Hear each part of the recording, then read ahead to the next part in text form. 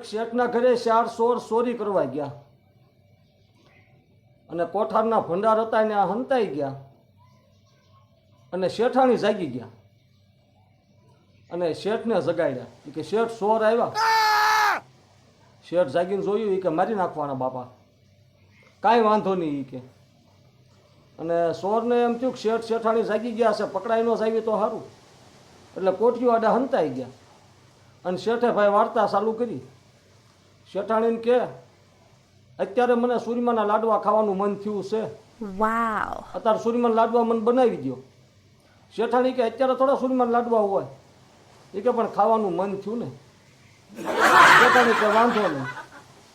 અને રાતે લાડવા ન બનાવે તો પાછા શેઠાણી ડખા થાય. એટલે શેઠાણીએ લાડવા બનાવી નાખ્યા. શેઠને કે આલ્યો લાડવા. શેઠ કે હવે ઓલા કબાટની મારી પાસે ભગવાનનો પ્રસાદ પડ્યો ને એ લાવો. શેઠાણી કે એ પ્રસાદ ક્યાં છે? એ કે ઝેરી દવા છે. એ કે ધીમે બોલો એ પ્રસાદ લાવો.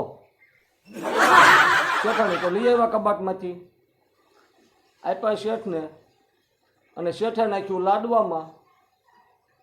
અને લાડવામાં નાખ્યા પછી શેઠે પાછું શેઠાણીને કીધું એ કે આપણે 2 માણસ અહીંયા સવી, અત્યારે 12 વાગ્યા, હવે લાડવા આપણને ગળાઠે ઉતરશે નહીં, આપણે દીકરાઓ તો વિદેશમાં છે, તો છોકરાનું મૂક્યા વિના આ કેમ ખાવું આપણે? તો શેઠાણી કે હા એ વાત થાય છે એ કે. અને અમથું તે શેઠાણી કે અત્યારે રાતે ન ખવાય, 12 તો વાગી ગયા છે. અને મૂકી દો શેઠને કે આપણે સવારમાં છે ને એ કે સવારમાં આપણે ખાઈશું એ કે. શેઠ કાંઈ એમ થાય અને એ કે કોઠી છે ને આપણી કે અનાજની ત્યાં મૂકી આવો, આપણે સવારમાં જાગીને ખાઈશું એ કે. વાવ. શેઠાણી ત્યાં મૂકી આવ્યા અને આ 4 ચોર હતા એ કોઠી આડા હંતાઈ ગયા. એને એમ થયું કે શેઠ શેઠાણી સૂઈ જાય ને પછી પહેલાં તો આ લાડવાની ઝપટ કરી લેવી અને પછી ચોરી કરવી. શેઠાણી તો લાડવા મૂકીને સૂઈ આવ્યા. શેઠે કીધું એ કે હવે તમે સૂઈ જાઓ. શેઠાણી સૂઈ ગયા અને 4 ચોર હતા ને ભાઈ, અને ભૂખ ભરડો લઈ ગયેલી અને ભૂખ્યા થયેલા. પહેલાં તો લાડવા બધા ઉપાડી લીધા અને લાડવા ઉપાડી લીધા એટલે એમાં ઝાર નાખેલું હતું એટલે 4 ચોરનું પૂરું થઈ ગયું. શેઠે આમ જોયું, શેઠાણીને કીધું હાલો પૂરું થઈ ગયું. તો થઈ ગયું પૂરું થઈ કે હા ઠે. હવે શેઠાણી કે કરવું હું?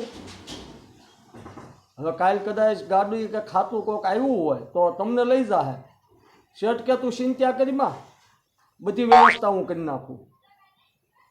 શેઠે કીધું હું ગામમાં જાઉં છું, આ 3 લાશું જે છે ને મરદા એ કોઠી આડા મૂકી દે અને એક અહીંયા બહાર રહે. શેઠાણી કે એમ ક્યાં વાંધો નહીં. શેઠ ગયા ગામમાં. શેઠાણીએ એક લાશ હતી એ રહેવા દીધી પડેલી. શેઠ ગામમાં જઈને એક ધોંગો માણસ હતો અને એ ચોર જ હતો, પણ ઘરની અંદર ભૂખ ભરોડો લઈ ગયેલી. શેઠે એનું બાવણું કકડાવીને કીધું એ કે કાળુભાઈ તમારું કામ છે?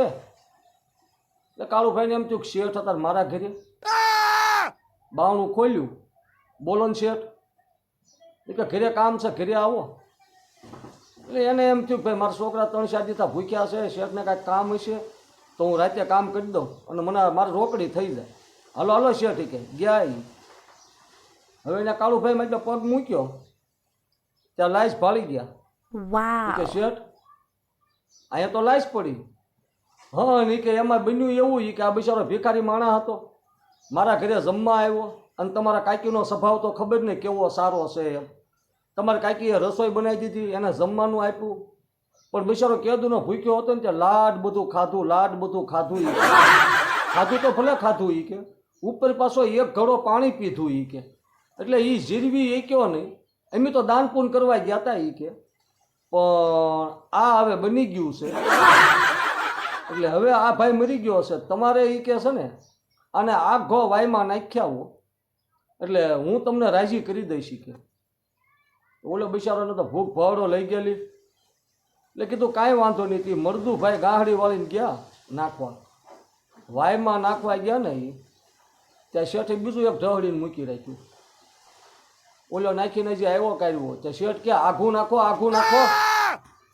આ જો પાછું આવ્યું અને ભાઈ ઈ તરત માણા મૂંઝાણો કે કરવું હું ઈ કે બીજું કાંઈ વાંધો નહીં ઈ કે શેઠ રાજી તો કરી દેવાના છે ને એટલે તરત એણે પાછું બીજાની ગાહડી બાંધી લીધી અને બીજાને વાયમાં નાખીને આવ્યા ત્યાં શેઠે ત્રીજું કાઢી રાખ્યું ઓલો મૂંઝાણો આમના મળ્યો કરવા ઈ કે આ સમજવું હું શેઠ કે તમે બીવોમાં ઈ કે કદાચ ઈ ભૂત પ્રેત આત્મા હોય તો તમે ભૂવાસ હોય ઈ કે ટેન્શન લેવામાં ઈ કે માતાજી નામ લઈને નાખ્યા પાછો બિચારો ત્રીજું મરદું નાખવા ગયો ત્રીજું મરદું નાખીને આવ્યો ત્યાં ચોથું કાઢી રાખ્યું એટલે કાળુ આ જે ભૂવો હતો એને વિચાર આવ્યો ઈ કે હા હું ભૂવો છું માતાજીનો પણ આ મરદા નાખું પાછા કેમ આવે અને હવે તો ઈ કે હું કંટાળી ગયો શેઠને કીધું ઈ કે ચોથું મરદું તમે નાખ્યા હોય ઈ કે અને આ ઘડીએ પાછું આવે મારે ઈ કે આખી રાત થઈ ગઈ હું થાકી ગયો શેઠ કે અરે બાપા મારા ભાગમાં હશે એમ થાય છેલ્લી ફેરી તમે નાખ્યા હોય ઈ કે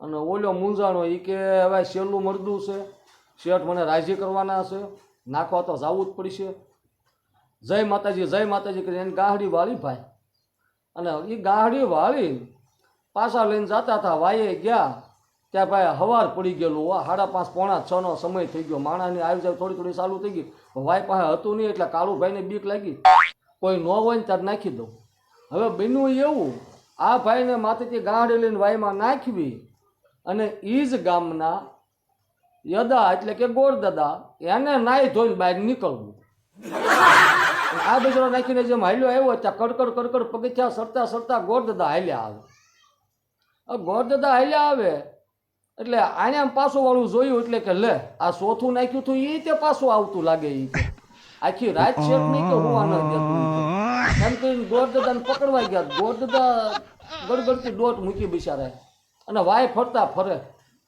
અને અહીંયા શેઠને એમ થયું કે આ કાળું હજી આવ્યો કેમ નહીં પકડાઈ ન ગયો ને હાલો હું આટો મારું વાય કોઈ એટલે શેઠને બરોબર આટો મારવા નીકળવું અને વાય ફરતા ભાઈ ગોરદાદા ફરે ને એની પાછળ આ કાળું હતો એ ફરે અને ભાઈ શેઠે બધાનું જોયું આમને મી પછી ગોરદાદા બિચારા ફરતા થોડી એક્યા નહીં એટલે બેસી ગયા એટલે તરત આને તો બધ ભરાવીને સીધા વાયની માલપા નાખી દીધા અને શેઠ ફળી ગયા અરે કાળુભાઈ ઈ કે એ તમે જે નાખ્યા એ આપણા ગામના ગોરદાદા હતા ઈ કે તમે તો એને નાખી દીધા ઈ કે કાળુભાઈ કે હે ઈ કે હા આપણા ગામના યદા હતા ગોરદાદા હતા તમે એને નાખી દીધા હવે તો ઈ કે તમારી પર કેસ થાય ઈ કે અને તમને હમણાં પોલીસ આવીને લઈ જાય ઈ કે હવે આવું બન્યું એટલે કાળુભાઈ એમ તો ન કે આપણો એટલે હિસાબ સમજવાનું છે કાળુભાઈ કીધું ઠીક પણ મારો હિસાબ ઈ કે હિસાબનું ક્યાં કરવો ઈ કે તમે આપણા ગામના ગોરદાદા માં જ નાખ્યા ઈ કે